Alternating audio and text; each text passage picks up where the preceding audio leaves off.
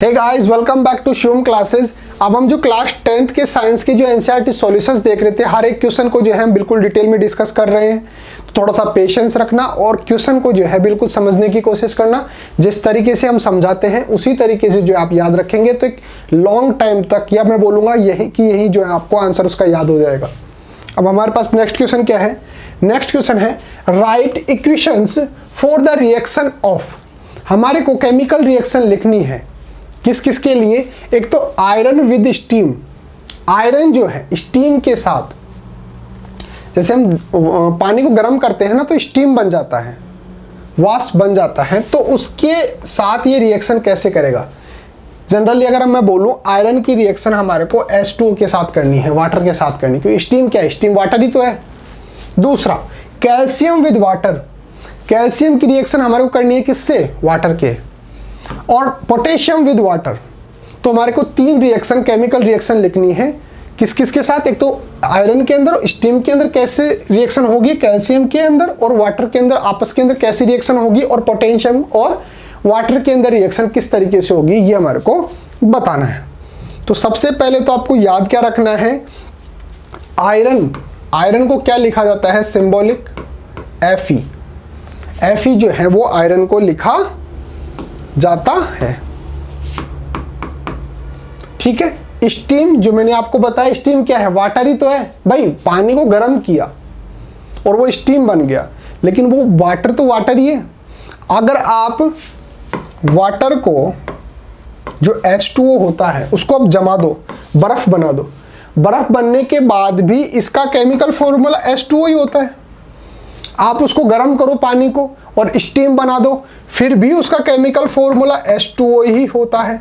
तो अगर आपको बोल रहा है कि भाई आयरन और स्टीम की रिएक्शन कैसे होगी, इसका मतलब आयरन और H2O की रिएक्शन किस तरीके से होगी। तो आयरन किस सिंबल क्या होता है? Fe होता है। कैल्शियम का जो स्टार्टिंग का Ca होता है वो ही क्या होता है? इसका सिंबल होता है। फिर ये आपको याद रखना है, पोटेशियम जो होता है इसको लिखा जाता है के जो होता है वो पोटेशियम होता है। तो हमारे को Fe की रिएक्शन करनी है H2O से, Ca की रिएक्शन करनी है H2O से, और K की रिएक्शन करनी है H2O से। सबसे पहले अगर बात करें आयरन की रिएक्शन स्टीम से, तो आयरन का फॉर्मूला क्या हो गया? Fe। और ब्रैकेट के अंदर जो S लिखा हुआ है उसका मतलब क्या होता है? अगर ब्रैकेट के अंदर S इस तरीके से लिखा है, इसका मतलब वो जो है वो सॉलिड है। और अगर L लिखा हुआ है इस तरीके से, इसका मतलब वो कौन सी स्टेट के अंदर है? लिक्विड स्टेट के अंदर है। अगर G लिखा हुआ है इसका मतलब वो गैस स्टेट के अंदर है। और अगर Ag लिखा हुआ है, AQ लिखा हुआ है, तो इसका मतलब वो एक्वेस स्टेट के अंदर है। तो ये चीज़ भी आपको याद रखना है। सॉलिड, लिक्विड और गैस जो स्टेट है ये हमारे को बता रहा है। जैसे Fe जो है यहाँ पर सॉलिड स्टेट के अंदर है और H2O जो है वो गैस के अंदर है। क्यों? स्टीम क्या होती है भाई? वाटर को हमने जो है गर्म किया और वो स्टीम के अंदर चेंज हो गई, तो यानी कि कौन सी स्टेट के अंदर चली गई? गैसीय स्टेट के अंदर वो चली गई। तो हम Fe की रिएक्शन कर रहे हैं H2O के साथ। तो इस तरीके से क्या बनेगा हमारे पास? Fe3O4।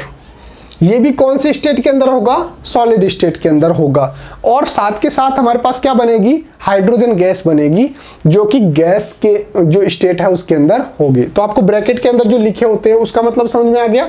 ये सॉलिड है, ये गैस है, ये सॉलिड है, ये गैस है। ये स्टेट बताता है। जैसे मान लो ये रिएक्टेंट है, एक तो सॉलिड स्टेट के अंदर है और एक गैस के अंदर है, और ये प्रोडक्ट है, तो एक तो सॉलिड मिलेगा हमारे को और एक गैस मिलेगी, हाइड्रोजन गैस जो है वो हमारे को मिलेगी। तो सबसे पहले आपको समझ में आ गया कि आयरन की रिएक्शन जो है स्टीम से करवाने पर हमारे को क्या क्या मिलेगा? Fe3O4 प्लस 4H2 जो है हमारे को मिलेगा।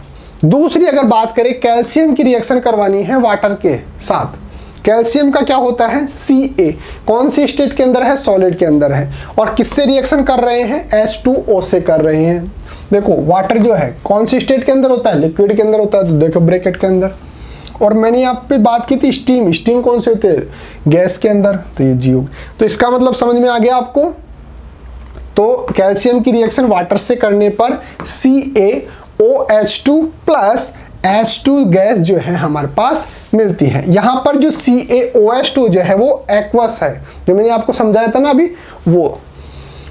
फिर ये कैल्शियम और जो वाटर है उसकी रिएक्शन आपको समझ में आ गई, CaOH2 बनेगा और एक हाइड्रोजन गैस जो है वो बनेगी। फिर बात करते हैं पोटेशियम की रिएक्शन, किसके साथ, वाटर के साथ। तो पोटेशियम लिखेंगे K और इसकी रिएक्शन कराएंगे H2O के साथ। तो यहां पर पोटेशियम जो है वो तो है सॉलिड स्टेट के अंदर और जो H2O जो है वो लिक्विड के अंदर है। दोनों के बीच के अंदर रिएक्शन होगी और हमारे पास 2KOH प्लस हाइड्रोजन गैस जो है वो बनेगी। इस तरीके से इनके अंदर आप जो है वो केमिकल रिएक्शन लिख सकते हैं। इसका स्क्रीनशॉट ले लीजिए, एज इट इज जो है आपको अपनी नोटबुक के अंदर नोट डाउन करना है। ब्रैकेट के अंदर ये क्या लिखा होता है इसका मतलब भी मैंने आपको समझा दिया, ये छोटी क्लासेस के अंदर बताया जाता है, नहीं समझा कोई बात नहीं, यहाँ पे समझ लीजिए। तो ये रिएक्शन जो है आपको एज इट इज जो है वो याद रखनी है। Fe की रिएक्शन H2O से करने पर Fe3O4 प्लस 4H2O जो है वो बनेगा और कैल्शियम की रिएक्शन वाटर के साथ करने पर CaOH2 प्लस हाइड्रोजन गैस बनेगी और पोटेशियम की रिएक्शन वाटर के साथ करने पर KOH प्लस हाइड्रोजन गैस जो है वो बनेगी। इस तरीके से आप जो है वो रिएक्शन लिख सकते हैं। तो अगर आपको अपनी क्लास का कंप्लीट स्टडी मटेरियल चाहिए, जैसे notes, videos, model paper, NCERT solutions, MCQ test, previous year के पेपर, ये सब कुछ चाहिए बिल्कुल फ्री के अंदर, तो अभी प्ले स्टोर पे जाइए और हमारी जो ऐप है शिव ओम क्लासेस नाम से, इसको आप डाउनलोड कर लीजिए। इसके अंदर आपको सब कुछ फ्री के अंदर मिलेगा। साथ के साथ एक काम और करो, मेरा व्हाट्सएप नंबर जो है उसको आप नोट डाउन करो, 8696608541। इस पर आप मेरे को व्हाट्सअप करके और अपने नोट्स जो हैं वो PDF के अंदर मैं आपको भेज दूंगा बिल्कुल फ्री ऑफ कॉस्ट। या फिर कोई डाउट आता है तो जो आप मेरे को जो है वो डायरेक्टली व्हाट्सएप पे पूछ सकते हो। तो इस तरीके से आप इसको नोट डाउन कर लीजिए। मिलते हैं अगले टॉपिक के साथ, तब तक बने रहिए शिव ओम क्लासेस के ऑनलाइन प्लेटफॉर्म के साथ। और अगर वीडियो अच्छा लगा है, समझ में आया है, तो वीडियो को लाइक करके और कमेंट करके हमारे को बता सकते हो। Okay guys, thank you so much.